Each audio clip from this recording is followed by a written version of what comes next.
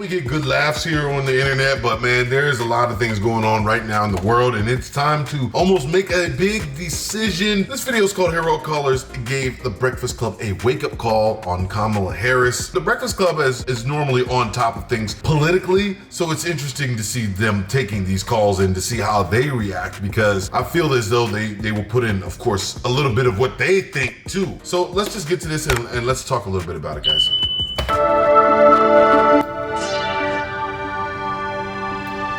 Hey guys, welcome to the Liberal Hive Mind, a channel solely focused on exposing the abundant hypocrisy of the left. Alright, so we're still talking about the same thing, the news is fresh. Kamala Harris simply walks in and assumes the Democrat nomination, and already the narrative building has begun. Apparently, Kamala Harris is the cure-all. She's the magic potion. All the problems that Joe Biden had in the past, well, poof, they instantly disappear the moment Kamala Harris takes over control of the campaign. It's a fun little narrative. I'm sure you Democrats in the media are having such a gleeful time sticking your heads up the DNC's derriere. What a media circus party it's been the last couple days. But of course the question is there merit to the claims? Is it true? Does Kamala Harris actually fix all of Joe Biden's problems? Or in this case, does she fix the demographic issues that Joe Biden, or frankly the Democrat Party, have been experiencing? Well, I'm not so sure that it does. Kamala Harris is supposedly going to bring all the black voters who have ditched the Democrats as of late back to the party. Well, again, the narrative is fun and all, but once again, as per usual, this leftist narrative might just be a little bit disconnected from reality. Let me show you guys exactly what I mean by that. We got some stuff to get into, so let's roll the tape. Alright folks, so thanks to Charlemagne and his radio show, we're getting a direct look into the community's reaction to this Democrat assumption that black voters, and in particular black men, will simply fall in line. Well, just listen. Okay, so first let me say I'm so happy to see a woman brought up for president, and I'm grateful for that. However, does that mean I was on the fence even with Biden running again? Because everyone talks about, oh, let's get the black vote, let's get the black vote, and they get the black vote and nothing changes. And when I say nothing, I mean our education system. Our children are suffering in New York City public schools. And let's talk about services. My brother's paraplegic. He got hit by a drunken driver. It's very hard for him to get services. And I understand that they allow the migrants to come in, but they come in and they just overwhelm them with services. And they forget about the people that are already here. So what's going to change with that? What are they going to do with the black agenda to help our children that's struggling in New York City public schools? They're not even on the same level as other kids in other countries. And that's what my concern is. So is something going to change because Kamala's running instead of Biden? Like, help me out. We're confused here. Well, those are all valid. Before he responds, I want to quickly talk about local elections and local politics, because for some reason, because the presidential elections and the big elections, they happen, they get a lot of media coverage, and we talk about them a lot. I feel that it overshadows local elections, and people don't go and talk to their commissioners and their representatives, their mayors, their, everybody on the local level and vote those people. I feel as though there's a lot that happens on the national level that can affect you, obviously, but a lot of what happens, it can get you help, schools, things like that. On the local level, if you talk to those guys, the school board and those folks, a lot of that can be fixed, and a lot of that can be voted on and can be talked about and can be argued. So I feel like a lot of people really need to pay attention to their local elections as well. Now let's hear back what he had to say to her. We're confused here. Well, those are all valid questions. A lot of those things you named are local issues, though. Yeah. Like that's stuff you should be going to the local government with. Yeah. I don't think America's ready. I don't think America's ready for a female president. You know what? I'm a black man, and I absolutely do not want another Democratic president in there. I think we should give the Republicans another try. There's a lot of agendas that the Democratic Party has kind of put into place that I don't support. I think they're destroying the black man. They're destroying the black family. I think they're ruining our country. And if you're living in New York like I am, man, this place is a financial nightmare, not to mention crime. I think if we put Trump back in there, man, it's going to be amazing. Kamala cannot do what he's going to do to bring this country back to where it needs to be. And this is not a race thing, because that's the number one thing they like to say when they talk about Trump and how he's a criminal and blah, blah, blah, blah, blah. I don't think any of that matters. His policies are what we need to focus on, and he's going to get us back where we need to go. Kamala is not ready. Yeah, probably not exactly what they were looking for. That's not I think what, Democrats are stuck in their old ways, think they were getting that. repeating the same old, tired talking points. Vote for us or you ain't black. I mean, I keep hearing that one, although a little bit more subtle in the delivery these days. Just stratospheric entrance of Vice President Kamala Harris into the presidential campaign, and she has now secured enough delegates to become the nominee, you're going to look real crazy being on the other side of that line, particularly as a person of color. But really as anyone who claims to have any connection to the culture. You're going to look real weird and real lonely on that side. The door needs to close behind Amber. And she look crazy over there.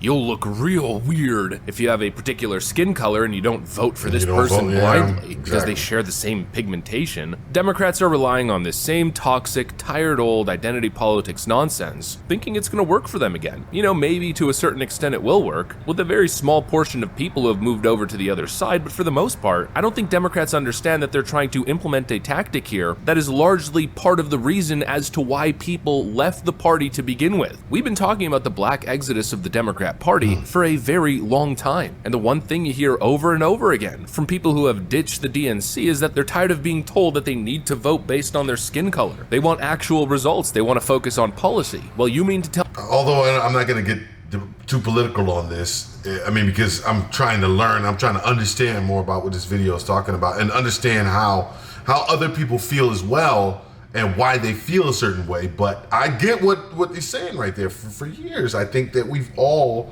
and if you don't agree, that's fine. Just leave it in the comments. Let me know why you don't agree. But this isn't being political. But we've been told for years. It's like the race politics. Joe Biden said that. I think he said it on the Breakfast Club. He said, if you're deciding whether to vote for me or the other guy, you ain't black.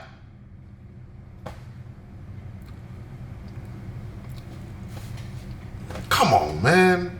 Come on, man. And like you said in the video, it's more subtle these days, but that's still the same. That's still the same idea. Somebody's gonna say it. Somebody on the high level is gonna say, if you don't vote for Kamala, you ain't black. Somebody's gonna say that. Somebody's gonna say, if you're black and you don't vote, then you ain't black. I never liked that. Like, don't tell me what to think.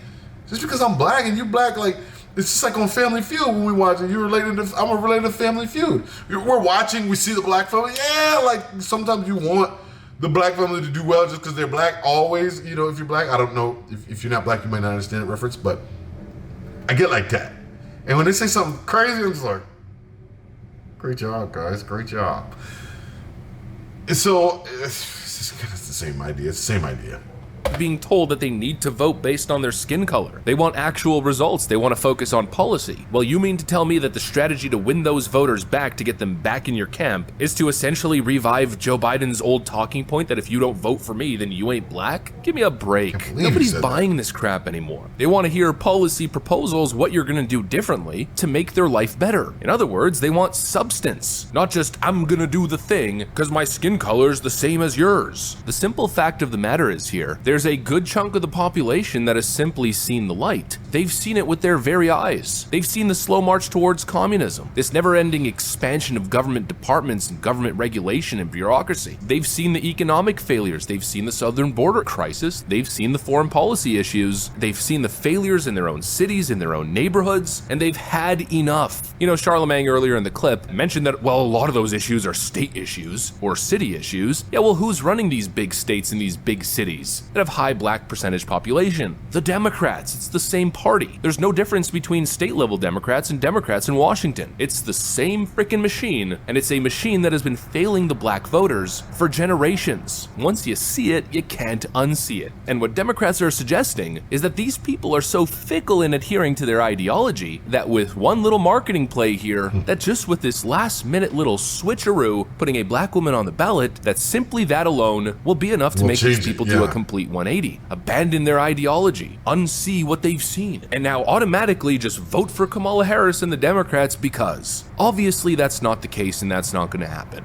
The numbers that came out were basically 70-something percent, 77%, or there it is, 76% would go with Kamala Harris, 21% with Donald Trump. Did they think it was going to be zero initially? Because that's my question. Did they think initially that number would be zero? Choice for president among black voters, 76. Harris, 21%. Donald Trump. I wonder what they really thought that it would be. Historic highs for a Republican, never mind Donald Trump, who I think got, a heck of a lot less than that.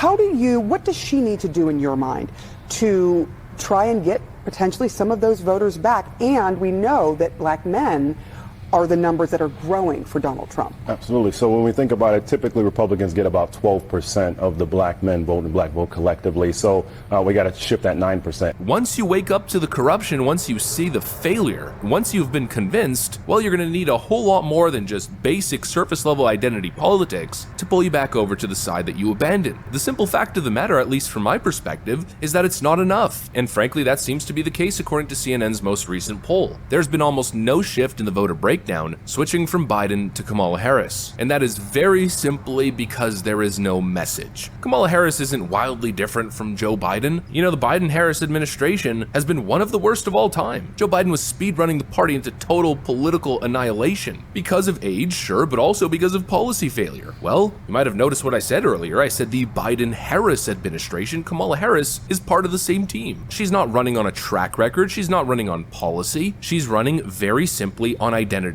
Democrat strategists are suggesting otherwise. Let me just say one thing, and just because I haven't been trolled on social media yet today, let me throw a log on the fire. I heard my really dear friend, and she is Congresswoman Schakowsky, leaning into, I'm so excited, this is a historic thing, a black woman, and so on. You don't hear Kamala Harris saying that, and she's smart not to. She's not running to be the first black woman president. She's running to be president of the United States, and she thinks she's the best qualified and the most representative of this country as a whole. And that's how she should run, and that's how people should talk about her. Claiming that she's not running as the first black woman president, but that's exactly what she's running on. And that's exactly what all of her campaign surrogates in the mainstream media are suggesting. Right. I mean, you heard what Joy Reid said earlier, that you'll look real weird and crazy if you refuse to support Kamala Harris. That's exactly what they're doing. That's what the play is. Appeal based purely on identity as a... That is what she's running on. I get what he was trying to say, but it's just a matter of fact. Honestly, even if she never said it, people are saying it for her. We're going to say it for her, that she's running like that. It's a historic thing, just like Barack Obama. Barack Obama never had to say, I'm running so I can, I'm trying to do this. I'm running to be the president, of course, right? It always was going to be a part that it's going to be the first black man, it's going to be the first black president of color.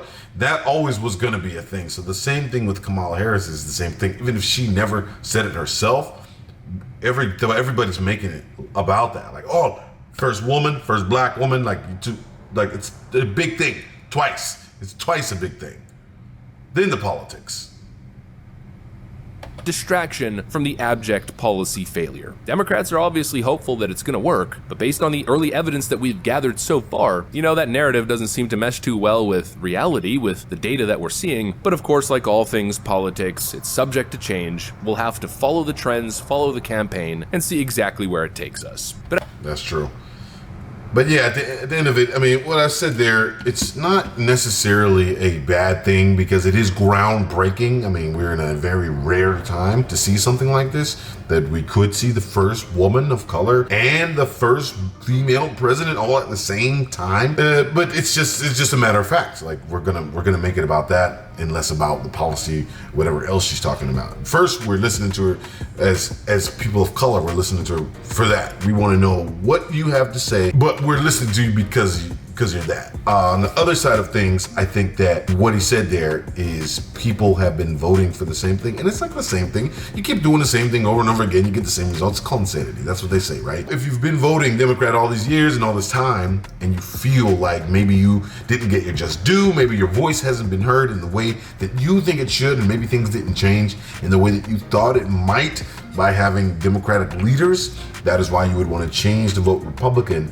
And just because you see somebody that looks like you on the other side now, doesn't mean that you would change based on that, because you understand that there's still a whole party behind it, and the president has a team and has other people that they have to answer to. And just because they're the top dog doesn't mean they just get to say, hey, we're doing this and this is how it goes. Obviously, there's steps and things that have to happen. We all know how it works. I think we all know how that works. Sometimes in the world, I feel like some people don't know how things work, but That's how it works. The president, guys, just doesn't just say, we're doing this, everybody's going to have chocolate ice cream, only we're not selling vanilla and strawberry anymore. And then everybody's like, no, got to vote on it. Things like that happen. Then things happen. What I would say this has just in the conclusion of this, just educate yourself. I do these videos. This is YouTube. This is all for entertainment. I do this just to educate people and just I want to learn something myself too. So I'm here. I wanted to see what people had to say. I wanted to give my thoughts on it. Again, you choose whoever you want. When you go into that ballot box in November, you pick whoever you think should be the president. That's your choice, not mine. Just do the research. Listen to the facts that both people are giving and see who's already been the president. We got a former president running and Donald Trump, and see what he's already done in the past and see what he's talking about this time and what he could do. Kamala Harris was in with Joe Biden. Obviously, she was the vice president, or she's still the vice president, but she's been the vice president. And so she has ideas that she's talking about right now. Just do the research and listen to both parties and see how that affects you. But I also encourage you to get involved in your local elections too and listen to what those folks have to say. If you have children, go to the school board meetings, go to the commissioners meetings, go to city council, listen to those. Even if you don't have kids, go to those things. Listen to what those people have to say. Then when it comes time to vote in your local elections, you can have more input and more of a voice there and maybe get involved. That way you can make a change if you see things on your local level that maybe you don't like. Just my 2 cents. Matter, guys. Let me know what you thought.